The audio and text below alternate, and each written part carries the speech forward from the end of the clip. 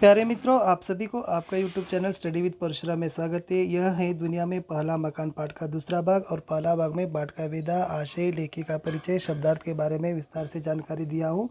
वो वीडियो आप ज़रूर देखना। और जैसे बच्चों में थोड़ा वीडियो 10वीं कक्षा के लिए देने में थोड़ी देरी हो रही है, क्योंकि मैं करंट अफेयर्स के एक सीरीज चला रहा हूँ और उसी के साथ साथ भी सोशल साइंस कन्नड़ा मीडियम। सो जैसे सभी कॉम्पिटिटिव एग्जामिनेशंस के लिए यूजफुल है सोशल साइंस, जैसे उसमें से 5th स्टैंडर्ड से लेकर 12th स्टैंडर्ड के तक सब कुछ वहाँ पर कंटेंट है। स्टेट सिलेबस के टेक्स्ट बुक के वहाँ पर हम मुद्दे दे रहे हैं, इसलिए वहाँ पर मैं बिज़ी हूँ, वहाँ पर भी वीडियो देना है, इसलिए मैं यहाँ पर आपके साथ थोड़ा कम समय दे रहा हूँ। फिर भी मैं आपको वादा करता हूँ कि पूरी तरह से सिलेबस आपका कंप्लीट करने के लिए मैं तो तैयार हूँ। और जैसे देखेंगे आज पूरी तरह से पार्ट कंप्लीट करने के लिए ही कोशिश करेंगे।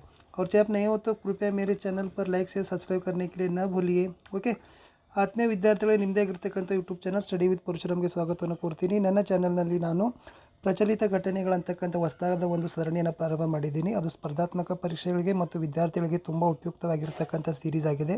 ಅದಾದ ನಂತರ ಅದು ಎರಡನೇ ಸೀರೀಸ್ ಏನಿದೆಪ್ಪ ಅಂತಂದರೆ ಸಮಾಜ ವಿಜ್ಞಾನ. 5ನೇ ತರಗತಿ ಹಿಡಿದು 12ನೇ ತರಗತಿಯವರೆಗೆ ಸಮಾಜ ವಿಜ್ಞಾನ ಕರ್ನಾಟಕ ರಾಜ್ಯ ಪಠ್ಯಕ್ರಮದ ಎಲ್ಲ ವಿಷಯಗಳು ಇಂಪಾರ್ಟೆಂಟ್ ಪಾಯಿಂಟ್ಸ್ಗಳ ವಿಡಿಯೋಗಳನ್ನು ಕೂಡ ತರ್ತಾ ಇದ್ದೀನಿ. ಸೊ ಅದಕ್ಕಾಗಿ ಇಲ್ಲಿ ಹೆಚ್ಚು ಸಮಯವನ್ನು ಕೊಡಲಿಕ್ಕೆ ಆಗ್ತಾಯಿಲ್ಲ. ಆ ವಿಡಿಯೋಗಳನ್ನು ಸಹಿತ ನನ್ನ ಚಾನಲ್ನಲ್ಲಿದ್ದಾವೆ, ತಾವು ನೋಡಿ ಹೆಚ್ಚಿನ ನಿಮ್ಮ ಜ್ಞಾನವನ್ನು ಅರ್ಜನೆ ಮಾಡಿಕೊಳ್ಳಿ, ಸ್ಪರ್ಧಾತ್ಮಕ ಪರೀಕ್ಷೆಗಳಿಗೆ ಸಿದ್ಧರಾಗಿ ಯಶಸ್ಸನ್ನು ಸಾಧಿಸಿ ಅಂತ ಹೇಳ್ತಾ ಇದ್ದೀನಿ. ಸೊ ಇದು ಪಾಠ ಇದೆ ಮಕ್ಕಳೇ, ದುನಿಯಾ ಮೇ ಪಹಲಾ ಮಕಾನ್ ಅಂತಕ್ಕಂಥದ್ದು. ಸೊ ಏನಿದೆ ಅಂತಕ್ಕಂಥದ್ದು ಪಾಠವನ್ನು ನೋಡೋಣ. पूर्वोत्तर भारत में बसने वाले सिंगापुर आदिवासियों में जो कहानी कही जाती है उसके अनुसार सबसे पहले आदमी को मकान बनाना बहुत से पशुओं ने सिखाया. बच्चों, पूर्वोत्तर भारत यानी भारत के पूर्व दिशा है और पूर्व दिशा के उत्तर पर जहाँ पर यहाँ पर राज्य आते हैं उन सभी राज्यों को पूर्वोत्तर भारत कहा जाता है, इसी भाग को. और वहाँ पर जो पूर्वोत्तर भारत में जो आदिवासी लोग हैं, और आदिवासी लोग बहुत कुछ वहाँ पर है, उसमें सिंगापुर एक आदिवासी लोग है, चाहे मेघालय में दिखाई देता है, सिंगापुर हो, गोरा हो, गारो. और जैसे ये सिंगापुर आदिवासियों में जो कहानी सुनी जाती है उसके अनुसार जो दुनिया में पहला आदमी ने मकान बनाया है वह पशुओं से ही सीख लिया है. ಅಂದರೆ ಏನಿದೆ ವಿದ್ಯಾರ್ಥಿಗಳಿಗೆ, ಪೂರ್ವೋತ್ತರ ಭಾರತದಲ್ಲಿ ಕೆಲವೊಂದಿಷ್ಟು ಆದಿವಾಸಿ ಜನಾಂಗಗಳು ಇದ್ದಾವೆ. ಸೊ ಕರ್ನಾಟಕದಲ್ಲಿ ಸೋಲಿಗರು ಅಂತ ಇದ್ದಾರಲ್ಲ, ಸೊ ಅದೇ ಥರನಾಗಿ ಪೂರ್ವೋತ್ತರ ಭಾರತದಲ್ಲಿ ಗಾರೋ ಅಂತಕ್ಕಂಥ ಒಂದು ಆದಿವಾಸಿ ಜನಾಂಗ ಇದೆ, ಸಿಂಗಾಪುರ್ ಅಂತಕ್ಕಂಥ ಒಂದು ಆದಿವಾಸಿ ಜನಾಂಗ ಇದೆ. ಇದು ಪೂರ್ವೋತ್ತರ ಭಾರತದಲ್ಲಿ ಪ್ರಮುಖವಾಗಿರತಕ್ಕಂಥ ಒಂದು ಆದಿವಾಸಿ ಜನಾಂಗ ಸಿಂಗಾಪುರ್ ಅಂತೀವಿ. ಈ ಸಿಂಗಾಪುರ್ ಅವರು ಪೂರ್ವೋತ್ತರ ಭಾರತದಲ್ಲಿ ನೆಲೆಯೂರಿದ್ದಾರೆ. ಸೊ ಇವರಲ್ಲಿ ಒಂದು ಕಥೆಗಳಿದ್ದಾವೆ.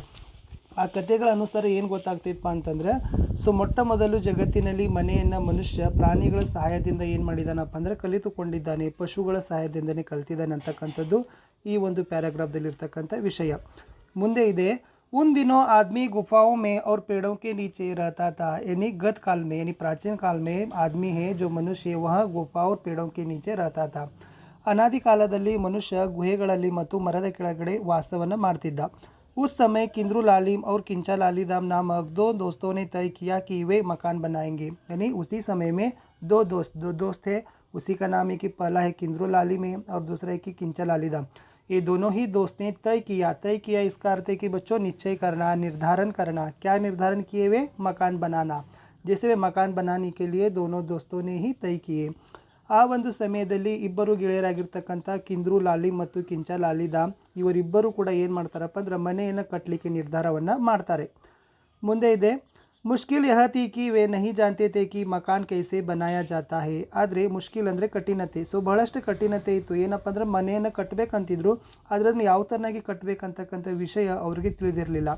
इसलिए वे पशुओं से पूछताछ करने के लिए जंगल की ओर चल पड़े. ಅದಕ್ಕಾಗಿ ಅವ್ರು ಏನು ಮಾಡ್ತಾರಪ್ಪ ಅಂದ್ರೆ ಮನೆ ಕಟ್ತಕ್ಕಂಥ ವಿಧಾನವನ್ನು ತಿಳಿದುಕೊಳ್ಳುವ ಸಲುವಾಗಿ ಅವ್ರು ಏನು ಮಾಡ್ತಾರಪ್ಪ ಅಂದ್ರೆ ಕಾಡಿಗೆ ತೆರಳ್ತಾರೆ. ಏಕೆಂದರೆ ಪಶುಗಳಿಂದ ಒಂದು ಮನೆ ಕಟ್ತಕ್ಕಂಥ ಮಾಹಿತಿಯನ್ನು ವಿಚಾರ ಮಾಡೋ ಸಲುವಾಗಿ.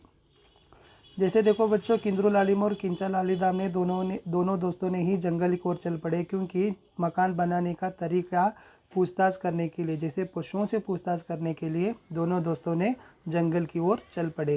ये दो दोस्त थे बच्चों, कौन है? किंद्रू लालिम और किंचा लालीदाम.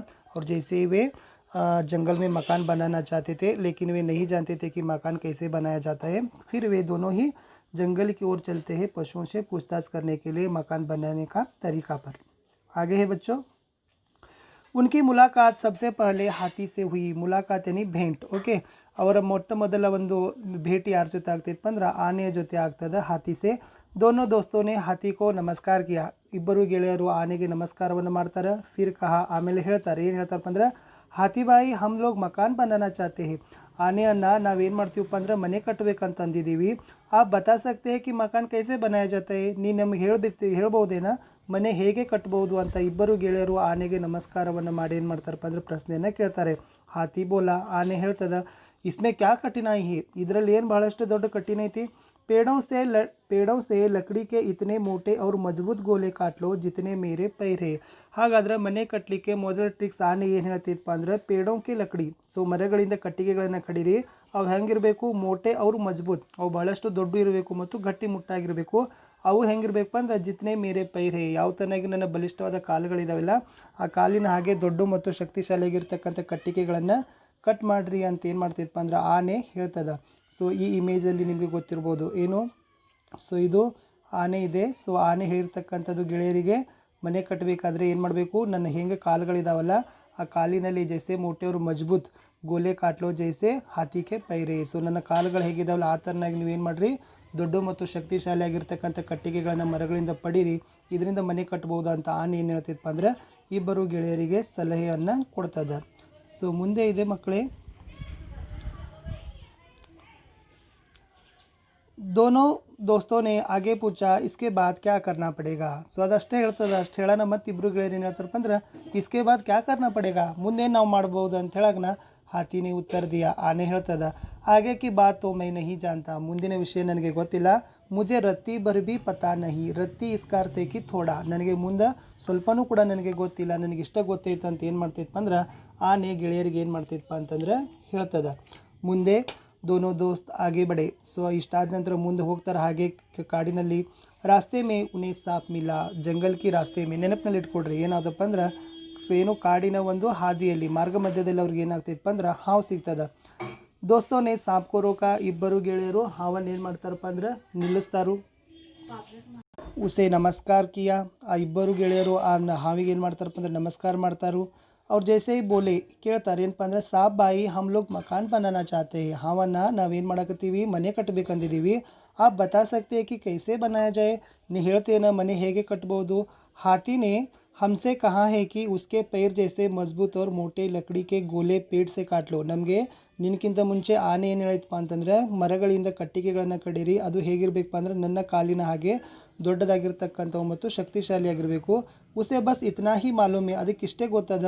ಆಗೆ ಕಿ ಬಾತ್ ವಹ ನಹಿ ಜಾನ್ತಾ, ಮುಂದಿನ ವಿಷಯ ಆನೆಗೆ ಗೊತ್ತಿಲ್ಲ ಅಂತ ಏನು ಮಾಡ್ತಿತ್ತಪ್ಪ ಅಂದ್ರೆ ಇಬ್ಬರು ಗೆಳೆಯರು ಆ ಹಾವಿಗೆ ಹೇಳ್ತಾರೆ। ಅವಾಗ ಸಾಪ್ನೆ ಕಹಾ, ಹಾವು ಹೇಳ್ತದ, ಐಸಾ ಕರೋ ಕಿ ಲಕಡಿ ಐಸಿ ಪತ್ಲಿ ಅವ್ರ ಲಂಬಿ ಕಾಟೋ ಜೈಸಾ ಮೈ ಹೂಂ, ಏನು ಮಾಡ್ರಿಪ್ಪ ಅಂತಂದ್ರೆ ಆ ಕಟ್ಟಿಗೆಗಳು ಏನದಲ್ಲ ಅವು ಏನು ಮಾಡ್ರಿ ಅಂದ್ರೆ ಪತ್ಲಿ ಅವ್ರ ಲಂಬಿ, ಪತ್ಲಿ ಅಂದರೆ ತೆಳ್ಳಗಿರಬೇಕು, ಆಮೇಲೆ ಲಂಬಿ ಅಂದರೆ ಉದ್ದಾಗಿರಬೇಕು, ತೆಳ್ಳನೆಯ ಮತ್ತು ಉದ್ದನೆಯಾಗಿರ್ತಕ್ಕಂಥ ಕಟ್ಟಿಗೆಗಳನ್ನು ಕಟ್ ಮಾಡಿಕೊಡ್ರಿ। ಅವಾಗ ದೋನೋ ದೋಸ್ತನೇ ಪೂಚ ಇಸ್ಕೆ ಬಾದ್ ಫಿರ್ ಕ್ಯಾ ಕರ್ನಾ ಪಡೇಗಾ, ಆಯಿತು ನೀ ಕಟ್ಟಿಗೆಯನ್ನು ಭಾಳಷ್ಟು ತೆಳುವಾಗಿ ಉದ್ದವಾಗಿ ಹೇಳಿದ್ರೆ ಮುಂದೆ ಏನು ಮಾಡಬೇಕಂತ ಗೆಳೆಯರು ಕೇಳಿದಾಗ ಹಾವು ಹೇಳ್ತದ, ಆಗೆ ಕಿ ಬಾತ್ ಮೈ ನಹಿ ಜಾನ್ತಾ, ಮುಂದಿನ ವಿಷಯ ನನಗೆ ಗೊತ್ತಿಲ್ಲ। ಮುಜೆ ರತ್ತಿ ಭರ್ ಪತಾ ನಹಿ, ಸೊ ನನಗೆ ಮುಂದಿನ ವಿಷಯ ಕೂಡ ಏನು ಭಾಳಷ್ಟು ನನಗೂ ಗೊತ್ತಿಲ್ಲ, ನನಗೆ ಎಳ್ಳಷ್ಟು ಕೂಡ ಗೊತ್ತಿಲ್ಲ ಅಂತ ಏನು ಮಾಡ್ತೈತಪ್ಪ ಅಂತಂದ್ರೆ ಆ ಹಾವು ಆ ಗೆಳೆಯರಿಗೆ ಏನು ಮಾಡ್ತೈತಪ್ಪ ಅಂದ್ರೆ ಹೇಳ್ತದ। ಇಲ್ಲಿಯವರೆಗೆ ಇದೇ ಇಮೇಜಲ್ಲಿ ಸ್ವಲ್ಪ ನೀವು ನೆನಪಿನಲ್ಲಿ ಇಟ್ಕೊಳ್ತಕ್ಕಂಥದ್ದು ಚಿತ್ರಗಳನ್ನು ನೋಡಿ।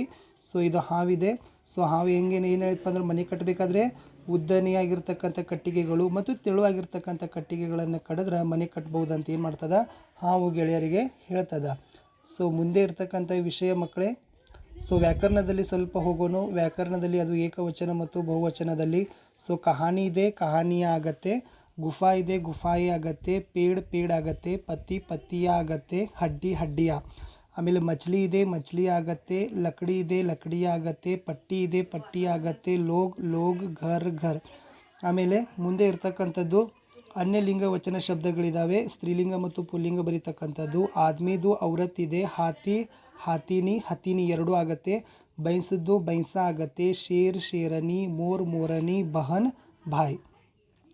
ಸೊ ಮುಂದೆ ಇರ್ತಕ್ಕಂಥದ್ದು ವಿಲೋಮ ಶಬ್ದದಲ್ಲಿ ವಿರುದ್ಧಾರ್ಥಕ ಪದಗಳಿದಾವೆ ಮಕ್ಕಳೇ। ಬಹುತ್ ಕಮ್, ದಿನ್ ರಾತ್ ಇದೆ, ನೀಚೆ ಊಪರ್ ಇದೆ, ಮುಷ್ಕಿಲ್ ಆಸಾನ್ ಆಗುತ್ತೆ, ಆಗೆ ಪೀಛೆ ಆಗುತ್ತೆ, ಮಜಬೂತ್ ಇದೆ ಕಮ್ಜೋರ್ ಆಗುತ್ತೆ, ಲಂಬಿ ಇದೆ ಸೊ ಲಂಬಿಗೆ ಇಲ್ಲಿ ನಾಟಿ ಅಂತ ಚೋಟಿ ಅಂತಲೂ ಕರೀತಾರೆ, ನಾಟಿ ಅಂತಲೂ ಕರೀತಾರೆ.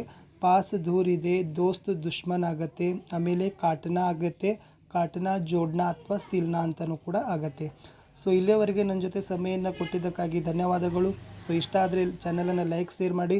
ನನ್ನ ಚಾನಲ್ನಲ್ಲಿ ಇರ್ತಕ್ಕಂಥ ಪ್ರಚಲಿತ ಘಟನೆಗಳನ್ನು ನೋಡಿ ನಿಮ್ಮ ಜ್ಞಾನವನ್ನು ವೃದ್ಧಿ ಮಾಡಿಕೊಳ್ಳಿ.